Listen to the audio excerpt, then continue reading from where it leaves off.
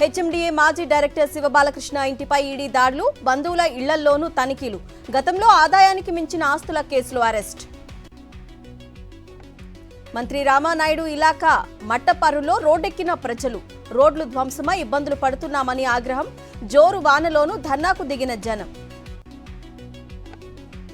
విజయవాడలో municipal engineering కార్మికుల ధర్నా. కనీస వేతనాలు ఇవ్వాలని డిమాండ్. మంత్రి నారాయణపై తీవ్ర ఆగ్రహం. పాశమైలారం బాధితులను పరామర్శించిన మీనాక్షి నటరాజన్. క్షతగాత్రుల పరిస్థితిపై డాక్టర్లను ఆరా. కాగజ్ నగర్లో యూరియా కేంద్రం దగ్గర రైతుల పడిగాపులు. ఎరువుల కోసం ఉదయం నుంచి క్యూలైన్లలో అవస్థలు. కేంద్రానికి మరోసారి లేఖ రాసిన మంత్రి తుమ్మల. తెలంగాణలో యూరియా కొరత ఉందంటూ లేఖ. తక్షణమే రాష్ట్రానికి కేటాయించిన కోటా పంపాలని విజ్ఞప్తి. తిరుపతి జిల్లా నాయుడుపేట గురుకుల పాఠశాల విద్యార్థుల ధర్నా. మధ్యాహ్న భోజనం సమయానికి పెట్టడం లేదని ఆవేదన. గుంతకల్ ఆర్డీఓ ఆఫీస్ దగ్గర విద్యార్థి సంఘాల ధర్నా. ఫీజు రీయింబర్స్మెంట్ నిధులు విడుదల చేయాలని డిమాండ్. వైఎస్ఆర్ జిల్లాలో రేపు ప్రైవేటు స్కూళ్లు బంద్. అధికారుల వేధింపులకు వ్యతిరేకంగా నిరసన. బంద్లో పాల్గొనాలని టీచర్స్ ఎమ్మెల్సీ రామచంద్రారెడ్డి పిలుపు. వైద్య విద్యార్థులపై పోలీసుల దాష్టికం దారుణం. మండిపడ్డ వైఎస్ఆర్సీపీ విద్యార్థి విభాగం అధ్యక్షులు చైతన్య.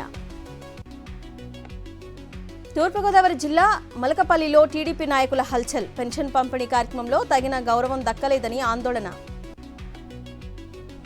అల్లూరు జిల్లా చింతపల్లి మండల ప్రభుత్వ పాఠశాలలో వసతుల లేమి. శిథిలమైన భవనాల మధ్య బిక్కుబిక్కుమంటూ విద్యార్థుల చదువులు. ఈ నెల 9న కార్మికుల దేశవ్యాప్త సమ్మె. సమాయత్తమవుతున్న సింగరేణి కార్మికులు.